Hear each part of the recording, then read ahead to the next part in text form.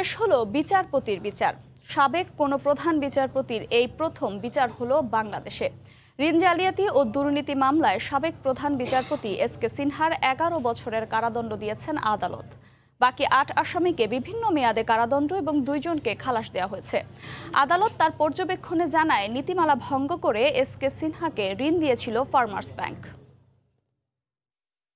বিচারপতির বিচারের রায় ঘোষণার জন্য মঙ্গলবার সকাল থেকেই প্রস্তুত বিচারালয়। কারাগার থেকে আদালতে আনা হয় ১ আসামিকে, উপস্থিত জামিনে থাকা ৬ আসামিও। মঙ্গলবার বেলা ১১টায় রায় পড়া শুরু করেন আদালত। বলেন, ঋণ জালিয়াতির প্রধান সুবিধাভোগী সাবেক প্রধান বিচারপতি এস.কে. সিনহা। ব্যাংক কর্তৃপক্ষ ঋণ দেওয়ার ক্ষেত্রে মানেনি কোনো নীতিমালা। মামলার ১১ আসামির মধ্যে শাহজাহান ও নিরঞ্জন গ্রামের সহজ সরল লোক বলেও মন্তব্য করেন আদালত। রায়ে এস.কে. সিনহাকে ১১ বছরের কারাদণ্ড এবং বাকি আসামিদের বিভিন্ন মেয়াদে দণ্ড দেওয়া হয়। এস.কে. সিনহার ৭ বছরের মানি লন্ডারিং এর কারণে তার সাজা হয়েছে এবং ৪ বছরের অপরাধজনক বিশ্বাসভঙ্গ করার কারণে 4 বছরের সাজা হয়েছে এবং এই সাজা দুটোই একত্রে চলমান থাকবে। আইনের ঊর্ধ্বে আসলে কেউ নয়। অপরাধী সে যত শক্তিশালী হোক না কেন বা যত বড় ক্ষমতা পদে থাকুক না কেন, আইনের আওতায় তাকে আসতে হবে এবং আইনের আওতায় যদি তা অপরাধ প্রমাণিত হয় তাকে সাজা গ্রহণ করতে হবে। আসামি পক্ষের আইনজীবীর দাবি, অভিযোগ প্রমাণে ব্যর্থ দুদক। এই রায়ের বিরুদ্ধে আপিল করার কথাও বলছেন তারা। এখানে পলিসির কোনো ভায়োলেশন আলটিমেটলি ছিল না, কারণ ফার্মার্স ব্যাংকের পলিসি অনুযায়ী 7 দিনের মধ্যে ঋণের যে কোনো দরখাস্ত ডিসপোজাল করতে হবে, ওনারা 1 দিনের মধ্যে ডিসপোজাল করেছে। এখানে ফেক কোনো গ্রাহক ছিল না। যে টাকা দেওয়া হয়েছে টাকাগুলো বাই দিস টাইম রিকভারি হয়ে গেছে। টাকা যেহেতু রিকভার হয়ে গেছে, ইট মিনস এখানে ইলিগালি কোনো কিছু করা হয়নি। আমরা নিশ্চয়ই রায়ের বিরুদ্ধে আপিল করব। ফার্মার্স ব্যাংক বর্তমানে পদ্মা ব্যাংকে 4 কোটি টাকা ঋণ নিয়ে আত্মসাৎ ও অর্থ পাচারের অভিযোগে গত বছরের আগস্টে বিচার শুরু হয় দেশের 21তম প্রধান বিচারপতির। পাচারের টাকা দিয়ে যুক্তরাষ্ট্রে ভাইয়ের নামে বাড়ি কেনারও অভিযোগ রয়েছে তার বিরুদ্ধে। সাময়িকভাবে যাচ্ছে। মামলা হওয়ার আগে দেশ ছাড়েন সিনহা। নানা অনিয়মের মুখেই বিদেশে বসে পদত্যাগ করেন তিনি। দুর্নীতির দায়ে সাবেক কোনো প্রধান বিচারপতিকে বিচারের মুখোমুখি হওয়ার ঘটনা দেশের ইতিহাসে এটি প্রথম। মৌসুম ইসলাম, সময় সংবাদ, ঢাকা। ঋণ জালিয়াতি ও দুর্নীতি মামলা হওয়ার পর সাবেক প্রধান বিচারপতি এস.কে. সিনহাকে ক্যামেরার মুখোমুখি করেছিল সময় সংবাদ। তার বিরুদ্ধে আনা অভিযোগের বিষয়ে জানতে চাইলে যুক্তরাষ্ট্রে বসে সরকারকে অভিযোগ প্রমাণের চ্যালেঞ্জ ছুড়ে দেন তিনি। দেখে নেব সময় সংবাদকে দেয়া 2018 সালের সেই সাক্ষাৎকারের কিছু অংশ। আপনার আয়কর রিটার্ন, দুর্নীতি, এই বাড়ি কেনা, এগুলো নিয়ে স্যার অভিযোগ। সরি, আমি করে দিই বাড়ি, আমি এই বাড়ি আমার নামে না, এটা বললেই হবে না। এটা সরকার প্রমাণ করুক, এরপরে দেখা যাবে, আনুক। আমি কোনো প্রশ্ন করবেন না, এটা আমি তো বলবো না। আর এই বাড়িটি স্যার আপনার ভাই, আপন ভাইয়ের নামে। আমি সরি, আমি তো প্রশ্নের উত্তর দেব না বললাম তো। দায়িত্ব থেকে অব্যাহতির 27 মাসেও শেষ হয়নি 3 বিচারপতির অনিয়ম তদন্ত। অগ্রগতি নিয়ে তথ্য নেই খোদ সুপ্রিম কোর্ট প্রশাসনের কাছে। এদিকে বিচার কাজে অংশ নিতে না পারলেও বেতন ভাতা, আবাসন, যানবাহন সহ আনুষঙ্গিক সব সুযোগ সুবিধা ভোগ করছেন 3 বিচারপতি। অবসরপ্রাপ্ত বিচারপতি ও আইন বিশেষজ্ঞদের অভিমত, বিচার বিভাগের মর্যাদার স্বার্থেই বিষয়টি দ্রুত সুরাহা করা দরকার। 27 মাস ধরে বন্ধ হাইকোর্টের 2টি এজলাস। পেশাগত অসদাচরণ ও অনিয়মের অভিযোগে 3 বিচারপতিকে বিচার কাজ থেকে বিরত রাখার পর থেকেই বিচার প্রার্থীদের জন্য খুলেনি 2 কোর্টের দরজা। দায়িত্ব থেকে অব্যাহতি দেওয়ার পর 3 বিচারপতির বিরুদ্ধে তদন্ত শুরু হলেও তা এখন ফাইল বন্দি। তদন্তের অগ্রগতি বিষয়ে কোনো তথ্য নেই বলে জানিয়েছেন সুপ্রিম কোর্ট প্রশাসনের কয়েকজন কর্মকর্তা। আইনজীবীরা বলছেন, বিষয়টি দ্রুত সুরাহা হওয়া দরকার। 3 জন উচ্চতর আদালতের বিচারপতি বিচার কার্য পরিচালনা করছে না, কেন করছে না, কী কারণে করছে না, এটার ব্যাখ্যা রাষ্ট্রপতির সচিবালয় থেকে আসা উচিত বলে আমি মনে করি। আইনটা কি সুপ্রিম জুডিশিয়াল কাউন্সিল হবে না সংসদীয় পদ্ধতিতে হবে? আমার মনে হয় এই কারণেই বোধহয় বিষয়টি অমীমাংসিত রয়ে গেছে গত 7 মাস ধরে। কিন্তু এটা কোনো অবস্থায় বাঞ্ছনীয় নয়। বিচারপতি অপসারণ প্রক্রিয়া নিয়ে মতবিরোধ থাকলেও এই বিভাগের মর্যাদা রক্ষায় দ্রুত পদক্ষেপের পরামর্শ অবসরপ্রাপ্ত বিচারপতির। ওনারা রাষ্ট্রীয় সমস্ত সুযোগ সুবিধা নিচ্ছে, কিন্তু ওনারা বিচার কার্য পরিচালনা করছে না। এটা আদৌ কতখানি সঠিক? এই 3 জন বিচারককে এভাবে বসিয়ে বেতন দেওয়া হচ্ছে, এটা একটা তো সুরাহা হওয়া উচিত। যদি তাদের বিরুদ্ধে অভিযোগ থাকে, প্রমাণিত হয়, তাদের সরিয়ে দেওয়া হবে। বিচারপতি সালমা মাসুদ ও বিচারপতি এ.কে.এম. জহিরুল হকের বিরুদ্ধে বিধি বহির্ভূতভাবে অধস্তন আদালতের মামলায় হস্তক্ষেপ এবং বিচারপতি কাজী রেজাউল হকের বিরুদ্ধে দেওয়ানি ও ফৌজদারি মামলায় অনিয়মের অভিযোগে 2019 সালের আগস্টে বিচার কাজ থেকে অব্যাহতি দেওয়া হয়। আফজাল হোসেন, সময় সংবাদ, ঢাকা। কুমিল্লার পূজা মণ্ডপে সহিংসতায় ছিল রাজনৈতিক ইন্ধন, উস্কানি ছিল অরাজনৈতিক ও ধর্মীয় গোষ্ঠীরও। প্রধান অভিযুক্ত ইকবাল সহ অন্যরা রিমান্ডে এই তথ্য দিয়েছেন বলে জানিয়েছে তদন্তকারী সংস্থা সিআইডি। ইন্ধনদাতাদের মুখোশ উন্মোচনের দাবি সুশীল সমাজের। বুলবুল রেজার রিপোর্ট। কুমিল্লার পূজা মণ্ডপে পবিত্র কোরআন শরীফ রাখাকে কেন্দ্র করে ধর্মীয় অনুভূতিতে আঘাত ও মন্দিরে ভাঙচুর সহিংসতার অভিযোগে দায়ের হওয়া দুটি মামলায় city mayor Monirul Haque সাক্কুর PS হিসেবে পরিচিত মঈনুদ্দিন আহমেদ বাবুকে আদালতে তোলা হয় রোববার। চাওয়া হয় 7 দিনের রিমান্ড। শুনানি পরে হবে জানিয়ে আদালত তাকে কারাগারে পাঠানোর নির্দেশ দিয়েছেন। পূজা মণ্ডপে প্রথম প্রতিমা ভাঙচুরের অভিযোগ তার বিরুদ্ধে। বাবু ঘটনার পর পরিবারসহ পালিয়ে গিয়েছিল। এদিকে প্রধান অভিযুক্ত ইকবাল সহ 4 আসামিকে 12 দিনের রিমান্ড শেষে আদালতে হাজির করে আরও 5 দিনের রিমান্ড আবেদন করলে 3 দিনের রিমান্ড মঞ্জুর করে সেদিনই রিমান্ডে নেয়ার আদেশ দেন। তবে তদন্ত সংস্থা সিআইডি এই আদেশের রিভিউ আবেদন করে 20 কার্যদিবস পর আসামিদের জিজ্ঞাসাবাদের অনুমতি চাইলে তা নাকচ করে আসামিদের কারাগারে পাঠানোর নির্দেশ দেওয়া হয়।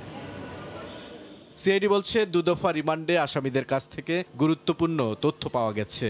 নজরদারিতে আছে মূল ইন্ধনদাতারা। ঘটনার পরে যে রিঅ্যাকশন হয়েছে সেখানে তো বিভিন্ন রাজনৈতিক ব্যক্তিত্বেরও ইন্ধন পাওয়া যাচ্ছে এবং ভিডিও ফুটেজগুলো আমরা অ্যানালিসিস করে দেখেছি, সেখানেও রাজনৈতিক কর্মী উপস্থিতি লক্ষ্য করা গিয়েছে। পলিটিক্যাল, নন পলিটিক্যাল, বিভিন্ন রিলিজিয়াস গ্রুপ সবগুলোকেই সার্ভিলেন্সের আওতায় রাখা হয়েছে এবং তথ্য যাচাই বাছাই হচ্ছে। ঘটনার পর থেকেই বিভিন্ন মহল থেকে বলা হয়েছিল ভাঙচুর সহিংসতার ঘটনা পরিকল্পিত। কারা সেসব পরিকল্পনাকারী ও উস্কানিদাতা তা প্রকাশ করার দাবি সুশীল সমাজের। আমরা সবসময় বলি যে এটা পূর্ব পরিকল্পিত। সরকারকে আমরা কামনা করব কারা এই ঘটনাটা ঘটিয়েছে তাদেরকে বের করা এবং তাদেরকে একটা দৃষ্টান্তমূলক শাস্তি দেওয়া। যদি রাষ্ট্র চায় তাহলে অবশ্যই এই অপরাধীদেরকে ধরা সম্ভব। কুমিল্লার ঘটনায় এখন পর্যন্ত মামলা হয়েছে 12টি, গ্রেফতার করা হয়েছে শতাধিক ব্যক্তিকে। বুলবুল রেজা, সময় সংবাদ, ঢাকা। গণপরিবহন চালুর দ্বিতীয় দিনেও বাড়তি ভাড়া নেওয়ার অভিযোগ করছেন যাত্রীরা। বাসে নেই নতুন ভাড়ার তালিকা। এমনকি সিএনজি চালিত বাসের ভাড়া না বাড়ালেও বেশি ভাড়া আদায় করা হচ্ছে যাত্রীদের কাছ থেকে। রাজধানীর বিভিন্ন রুটে এমন ভোগান্তির শিকার হচ্ছেন সাধারণ মানুষ। তবে বাস চালকরা বলছেন মালিকদের কারণে বাধ্য হচ্ছেন তারা। জ্বালানি তেলের দাম বাড়ার কারণে দূরপাল্লা ও মহানগরীতে চলাচলকারী পরিবহনের ভাড়া বাড়লেও আগের অবস্থাতেই থাকার কথা ছিল গ্যাস চালিত বাসের ভাড়া। কিন্তু কে শোনে কার কথা? সুযোগ বুঝে ভাড়া আদায় করছে গ্যাস চালিত পরিবহনগুলো। মঙ্গলবার রাজধানী ফার্মগেটে বর্ধিত ভাড়া আদায় চিত্র দেখতে গিয়ে 5 থেকে 10 টাকা বেশি নেওয়ার অভিযোগ করেন যাত্রীরা। চালকদের দাবি, বাস মালিকরা প্রতিটি গাড়ির সমান জমা নেয়ার কারণে বাধ্য হচ্ছেন বেশি ভাড়া আদায়ে। আমার গ্যাসের গাড়ি কোথা বেশি নিলাম, তেতার বলে নাই যে আমি এখানে নামবো, তাহলে তো 5 টাকায় নিতাম। জিরানি ছিল 70 টাকা, 75 টাকা, ওখানে আমরা নিচ্ছি 15 টাকা বেশি। নৈরাজ্য চলছে তেলে চালিত বাসগুলোতেও। নির্ধারিত ভাড়ার চেয়েও বেশি নেয় অসন্তোষ জানান যাত্রীরা। অনেক বাসেই নেই ভাড়ার তালিকা। আমি গুলিস্তান থেকে আগারগা যাব, আগে 25 টাকা নিত, এখন 35 টাকা নিয়েছে। সরকার যে ভাড়া নির্ধারণ করেছে, আমরা যেটা টেলিভিশনে খবরে দেখেছি তার থেকে একটু বেশি মনে হচ্ছে। ও তো বলতেছে যে তৈলের গাড়ি আর এটা তো গ্যাসের গাড়ি, মানে আমরা তো আর নিচে গিয়ে নামা দেখলে সেটা বুঝতে পারবো। আমরা কি আবার নিচে নামবো? ফার্মগেট উঠছি, আসাদগেট নামবো, উনি আমার কাছ থেকে ভাড়া 10 টাকা নিচ্ছে। আপনি জিজ্ঞাসা করার পর উনি বলল যে এটা গ্যাসে চলে। এদিকে দূরপাল্লার বাসগুলোতেও বর্ধিত ভাড়ার চেয়ে বেশি নেওয়ার অভিযোগ করছেন যাত্রীরা। দিনাজপুর থেকে আসছি ঢাকায়, তখন 600 টাকা টিকিট ছিল, পরে আবার 150 টাকা বেশি নিয়ে আসলাম কালকে। আজকে এখন আবার যাব, টিকিট বুক করলাম, এখন আবার ওই বিজনেস ক্লাসটাই ওটা 850 টাকা চাচ্ছে। মধ্যবিত্ত যাদের তাদের জন্য খুব টাফ ব্যাপার। আর বাড়তি খরচের বোঝা নিয়ে দিশেহারা স্বল্প আয়ের মানুষ। কাজল আব্দুল্লাহ, সময় সংবাদ, ঢাকা। রাজধানীতে রিকশার মতো মোটর বাইক রাইডাররাও ডেকে ডেকে তোলেন যাত্রী। কয়েক বছর ধরে অ্যাপ ছাড়া ভাড়ায় চলছে মোটরসাইকেল। এতে যাত্রীদের বিড়ম্বনাও বেড়েছে। অপরাধ থেকে বাঁচতে অ্যাপ ছাড়া রাইডারদের এড়িয়ে চলার পরামর্শ দিয়েছে পুলিশ। তাজওয়ার মাহমুদের রিপোর্ট। রাজধানীতে মোটরযানের সংখ্যা না বাড়িয়েই নগরবাসী যাতায়াতের সুবিধার্থে কয়েক বছর আগে মোবাইল অ্যাপের মাধ্যমে রাইড শেয়ারিংয়ের অনুমোদন দেয় বিআরটিএ। অল্প সময়ের মধ্যেই বিআরটিএর পরিকল্পনা ভেস্তে দিয়ে রাইড শেয়ারিংকে পেশা হিসেবে বেছে নিয়েছে বাইকাররা। উবার পাঠাওয়ের মতো অ্যাপ বাদ দিয়ে এখন নগর জুড়ে খ্যাপ খাচ্ছেন রাইডাররা। যত্রতত্র বাইক স্ট্যান্ড বানানো রাইডারদের কারণে রাজধানীতে যানজট বেড়েছে বলে ধারণা সড়ক পরিবহন কর্তৃপক্ষের। এসব বাইকারদের জেল জরিমানার আওতায় আনার সিদ্ধান্ত নিয়েছে বিআরটিএ। এমন অবস্থায় আতঙ্কিত বাইকাররা বলছেন অ্যাপগুলোর অতিরিক্ত কমিশন আদায়ের কারণে বাধ্য হয়েই ভাড়ায় চালাতে হচ্ছে তাদের।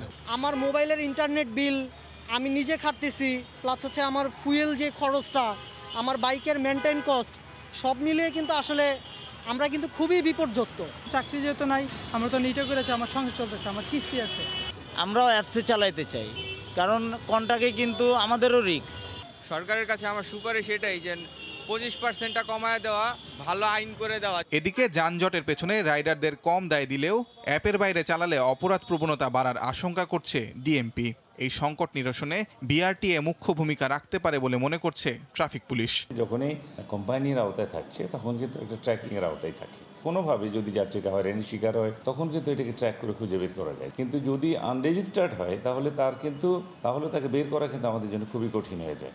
এটার সমাধান একমাত্র হতে পারে যে বিআরটিএর পক্ষ থেকে যদি কোনো উদ্যোগ নেয়। তবে রাইডারদের কাছ থেকে উচ্চ কমিশন নেয়ার বিষয়ে অ্যাপ কর্তৃপক্ষের সঙ্গে কথা বলতে নারাজ বিআরটিএ। সার্ভিস যারা দিচ্ছে এবং অ্যাপস কোম্পানি এই বিষয়গুলো সম্পূর্ণ তাদের ইন্টারনাল বিষয়। তারা তো যখন চুক্তিটা করে নিশ্চয় তাদের সেই ধরনের কোনো বিষয় ছিল। এখন যদি বলে তাদের এত বেশি, এই মুহূর্তে তো বলা ঠিক না, সেটা তাদের কাছ থেকে চুক্তি করার আগেই তো আমাদেরকে জানানো উচিত ছিল। এ বিষয়ে অ্যাপ কর্তৃপক্ষের সঙ্গে কথা বলার চেষ্টা করা হলেও তাদেরকে পাওয়া যায়নি। তাজওয়ার মাহমিদ, সময় সংবাদ, ঢাকা। সাম্প্রদায়িক হামলার পেছনের কুশীলবদের খুঁজে বের করে আইনের আওতায় আনার দাবি জানিয়েছেন সাংবাদিক নেতারা।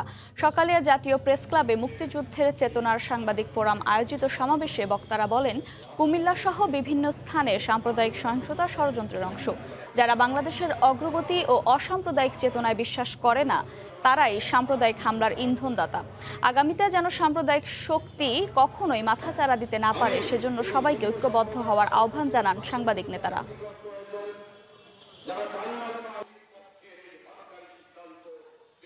রাজনৈতিক দলগুলো কেন সেভাবে প্রতিবাদ করছে না? রাজনৈতিক দলগুলোর দায়িত্ব আছে। যারা আজকে বিরোধী দলে আছেন তাদের কিন্তু শুধু সরকারের বিরোধিতা করাই দায়িত্ব না, জানমালের নিরাপত্তার জন্য মানুষেরকে সহযোগিতা করা সেটাও তাদের দায়িত্ব। আজকে খুঁজে বের করতে হবে এই সাম্প্রদায়িক শক্তি কোথায়। সেটি কি ব্যক্তি, না শক্তি, না রাজনৈতিক কোনো দল? বেগম খালেদা জিয়া কোনো বিবৃতি দেননি, তার পুত্র তারেক জিয়া কিন্তু তিনিও কোনো এই সাম্প্রদায়িকতার বিরুদ্ধে এখন পর্যন্ত কোনো বিবৃতি দেননি। তাহলে কি বোঝা যায় তাদের মধ্যেও কি এই ধরনের ইন্ধন আছে? একসময়ের জনমানবহীন ভাষাঞ্চলে জাতিসংঘের কর্মকর্তাদের জন্য গড়ে তোলা হচ্ছে চোখ ধাঁধানো স্থাপনা। 5 তারকা হোটেলের পাশাপাশি একই মানের আরও 2টি বহুতল ভবন নির্মাণের কাজ এগিয়ে চলছে। এতে থাকবে আন্তর্জাতিক মানের সুইমিং পুল, জিম এবং টেনিস কোর্ট। ইতোমধ্যে শুরু হয়েছে শপিং মলের কাজও। শাখাউত টিপুর ক্যামেরায় বদলে যাওয়া ভাষাঞ্চলের বিস্তারিত জানাচ্ছেন কমল দে। শপিং মল সাজানো রয়েছে নিত্য ব্যবহার্য নানা জিনিসপত্র, আবার পাশে রয়েছে উন্নত মানের সেলুন এবং লন্ড্রি। বাদ যায়নি রেস্টুরেন্টও। রাজধানী ঢাকা কিংবা বন্দরনগরী চট্টগ্রামের শপিং মলগুলোর মতোই ভাষাঞ্চলে তৈরি করা হয়েছে আইল্যান্ড মল নামের এই বিপণী বিতানটি। মূলত ভাষাঞ্চল পর্যবেক্ষণে আসা জাতিসংঘের বিদেশি কর্মকর্তাদের টার্গেট করে গড়ে তোলা হয়েছে এই শপিং মল। অবশ্য রোহিঙ্গাদের জন্য হেরা সুপার মার্কেট নামে আরও একটি শপিং মল রয়েছে।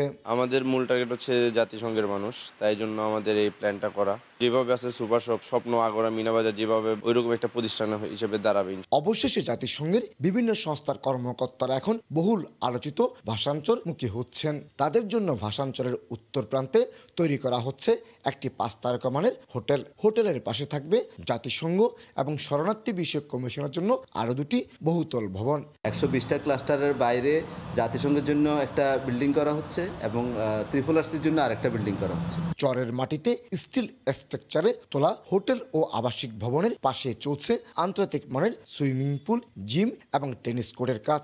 অবসরে নৌকায় ঘুরে বেড়ানোর জন্য কাটা হচ্ছে কৃত্রিম লেক। এসব ভবনের বাসিন্দাদের জন্য থাকবে কঠোর নিরাপত্তা ব্যবস্থা। মূল একটি ভবন ইউএন যারা সার্ভিস হোল্ডার আছেন তারা ব্যবহার করবেন, একটি ভবন ট্রিপোলার্সির জনবল ব্যবহার করবেন, আর একটি ভবন আইএনজিও যে স্টাফ যারা থাকবেন তারা ব্যবহার করবেন। আগে রোহিঙ্গাদের আবাসন ব্যবস্থা সম্পন্ন করা হয়েছে, এখন জাতিসংঘ সহ বিদেশি সংস্থার কর্মকর্তাদের জন্য ভাষাঞ্চলের অপর প্রান্তে চলছে ব্যাপক কর্মযজ্ঞ, যেখানে 5 তারকা মানের করে তোলা হচ্ছে 3টি স্থাপনা, থাকছে সুইমিং পুল সহ অত্যাধুনিক সব সুযোগ সুবিধা। নোয়াখালীর ভাষাঞ্চর থেকে কমল দে, সময় সংবাদ।